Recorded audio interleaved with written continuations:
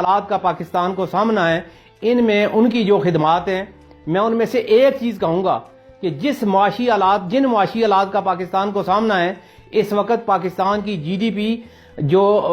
World bank نے دی ہے وہ 2.2 ہے، کم ہو کے یہاں پہ آ چکی ہے۔ تو خادم رضوی نے ایک بیان دیا تھا کہ اس کا سادہ سا حل ہے، لوگوں نے اسے مذاق سمجھا، لیکن میں سمجھتا ہوں کہ وہ بڑا پائیدار حل تھا، اور وہ حل یہ تھا کہ جن لوگوں کی تنخواہیں 1.5 لاکھ سے زیادہ ہیں، ان کی تنخواہیں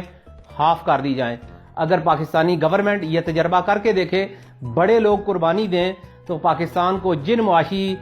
حالات کا سامنا ہے اور جس طرح کے چیلنجز کا سامنا ہے، میں سمجھتا ہوں فوری طور پہ اس کا ایک حل بھی نکل آئے گا۔ میرا آج کا یہ پیغام، میں سمجھتا ہوں کہ اس کو مثبت انداز میں لیا جانا چاہیے، اور ادارے اور ذمہ داران اس کے اوپر غور کریں اور سوچیں، اور اگر اس بات کے اندر وزن نظر آئے جو یقیناً ہے، تو پھر اس کے اوپر فیصلے بھی آنے چاہیے۔ شکریہ۔